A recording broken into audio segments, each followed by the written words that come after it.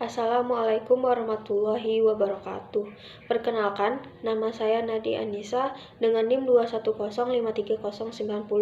Adapun tujuan saya membuat video kali ini adalah untuk memenuhi tugas yang kedua dari mata kuliah Sejarah Pemikiran Ekonomi dengan dosen pengampu Bapak Dr. Oyul Hendri SPD MSI.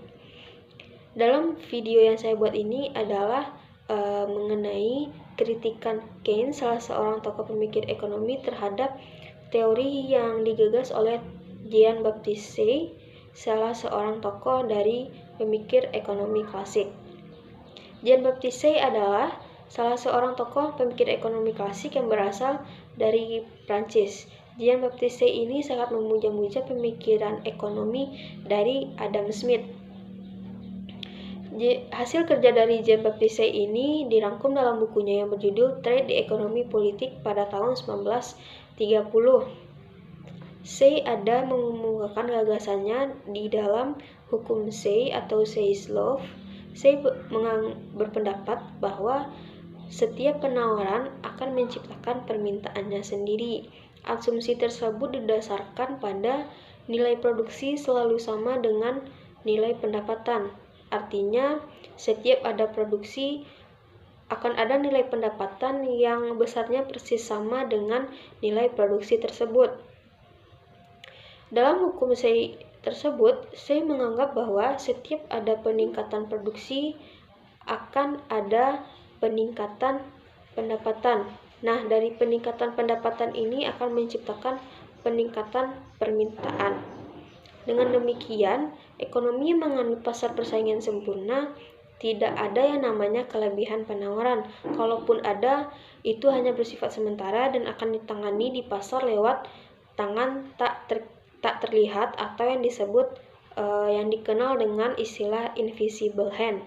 Nah, invisible hand ini yang akan melakukan perekonomian dalam keadaan kembali seimbang. Pendapat Say mengenai produksi akan menciptakan permintaannya sendiri ini telah dipakai di beberapa negara sebagai pedoman kebijaksanaan ekonomi dalam kurun waktu 100 tahun. Nah, karena kebijakan ekonomi berpedoman kepada teori Jean-Baptiste Say ini, maka pada tahun 1930 terjadilah depresi ekonomi besar-besaran. Pada tahun 1930 tersebut terjadinya perekonomian ambruk, tingkat produksi tidak terkendali, dan serta terjadinya pengangguran besar-besaran serta tingkat inflasi tidak terkendali. Nah, teori dari Jean-Baptiste Say ini yang dikritik oleh Keynes karena menyebabkan depresi ekonomi besar-besaran.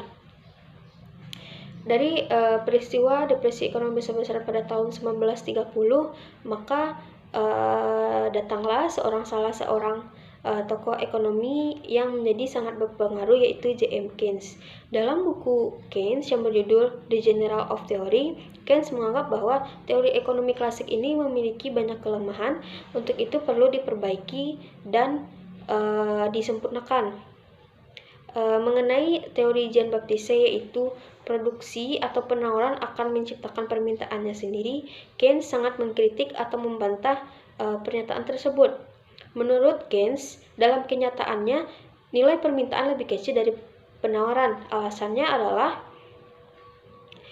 sebagian pendapatan yang diterima masyarakat itu akan ditabung dan tidak dikonsumsi semuanya. Dengan demikian, permintaan efektif lebih kecil daripada penawaran.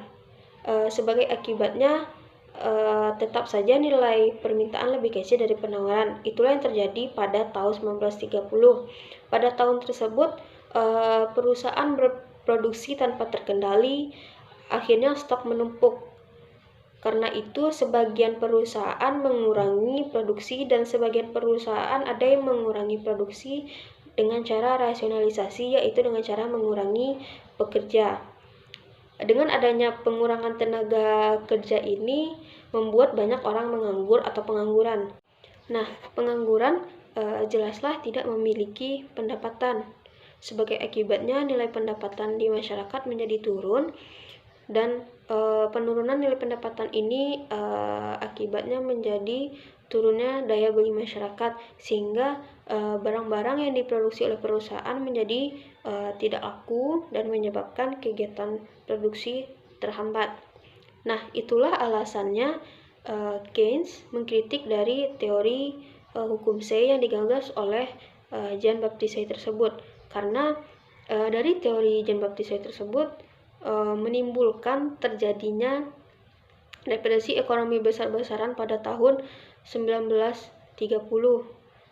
Nah, dari teori Jean-Baptiste Say ini jelaslah sangat merugikan masyarakat di beberapa negara dan menghancurkan kehidupan perekonomian di beberapa negara pada tahun 1930 tersebut, dan terjadinya depresi ekonomi besar-besaran.